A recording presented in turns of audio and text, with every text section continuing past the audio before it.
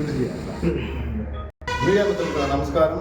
ఈరోజు మా కేంద్ర కార్యాలయం ఆదేశాల మేరకు మా ఇన్ఛార్జ్ చిన్నారాయల ఆదేశాల మేరకు పుంగనూరులో జనవాణి కార్యక్రమం నిర్వహించడం జరిగింది. ఈ జనవాణిలో ముఖ్యంగా పుంగనూరు నుంచి రాజపల్లి రోడ్డు మరియు పుంగనూరు నుంచి రామసముద్రం రోడ్డు చాలా అధ్వానంగా ఉంది. ఎన్ని ప్రభుత్వాలు వచ్చినా ఆ రోడ్డు అలాగే ఉందని ఆ రోడ్డుని కొంచెం క్లియర్ చేసి తాత్కాలికంగా కాకుండా పర్మనెంట్గా రోడ్డు వేయాలని కోరడం జరిగారు. దాన్ని మేము ఆర్ఎండ్బి దృష్టికి తీసుకెళ్తాము. కంపల్సరీ మా ఇన్ఛార్జ్ గారిని తీసుకుని ఆర్ఎండ్బి దృష్టికి తీసుకుని ఆ రోడ్డు వేయించే దృష్టిగా ప్రయత్నిస్తామని, మరియు ఎంసీపల్లిలో ఆ అబ్బాయికి ఒక అబ్బాయి వచ్చాడు, ట్రాన్స్ఫార్మ్ ఇచ్చి దాదాపు 6 నెలలు అయిందంట, వాళ్ళకి కరెంట్ కనెక్షన్ కూడా ఇవ్వలేదు అని చెప్పడం జరిగింది. దాన్ని ఏడీ సార్తో మాట్లాడితే ఇప్పుడు పార్టీ ఆఫీస్ కాడికి రామన్నారు, కరెంట్ ఆఫీస్ కాడికి రామన్నారు.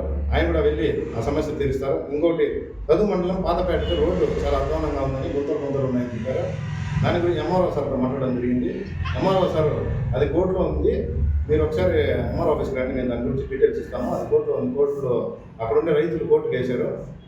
దానివల్ల ఎంఆర్ఓ సార్కి నెక్స్ట్ వీక్ సదులో వెళ్ళి కలుస్తామని చెప్పి, ఇంకా కొన్ని సమస్యలు చిన్న చిన్నవి మేము ఇక్కడ తీరుస్తామని నా నమస్కారం.